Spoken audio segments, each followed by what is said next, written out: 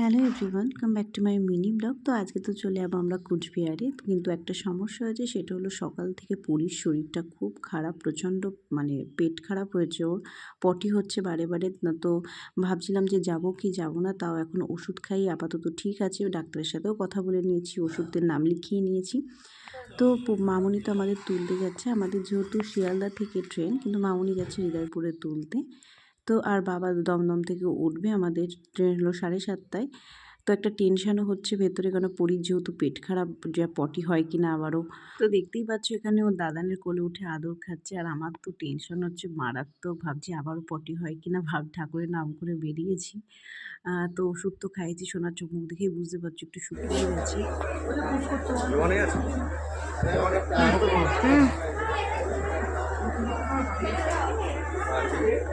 তো শিয়ালদা স্টেশনে এসে দেখি যে ট্রেন অলরেডি দিয়ে দিয়েছে। ট্রেন 1 ঘন্টা আগেই দিয়ে দেয়, যেহেতু দূরপাল্লার ট্রেন।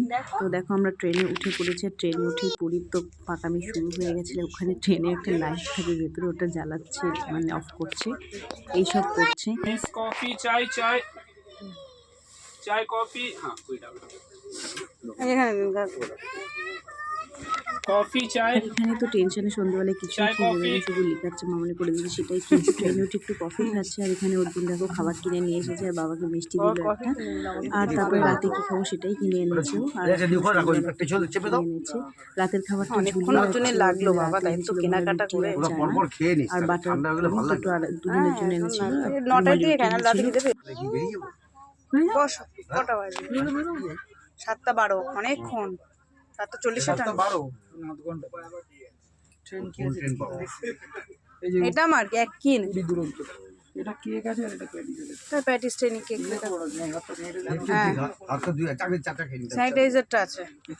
পরীকে রাতের বেলা প্রচণ্ড কষ্টে ঘুম পেয়েছে, অনেক রাতে ঘুমিয়েছে। একদিকে সুবিধা হয়েছে, সকালে ও উঠেছে একদম আমাদের 7:50 কুচবিহার স্টেশনে নামানোর কথা। তো ট্রেন ভালোই চলেছে, ওরকম টাইমে নামিয়ে দিয়েছিল। এখন আমরা যেহেতু ট্রেন থেকে নামবো, সব গুছিয়ে নিচ্ছে। কারণটা পরে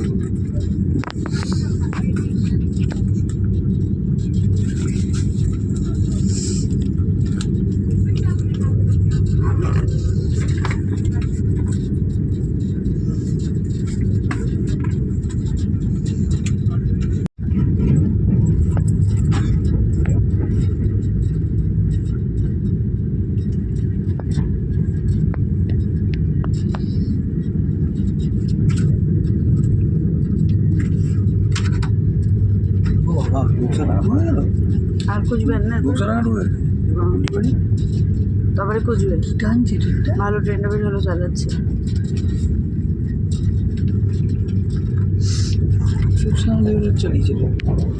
ট্রেন থেকে নেমে এখন আমরা টোটো বলা ছিল একটা, তো টোটোওয়ালা এসে গেছে নিতে। তো এখন যাচ্ছি আমরা বাড়ি। তো বুঝতেই পারছো বিট্টুকের অবস্থা দেখে বাড়ি গিয়ে ঘুরতে হবে। তো চলো, তোমাদের সাথে কথা হচ্ছে আবার বাড়ি।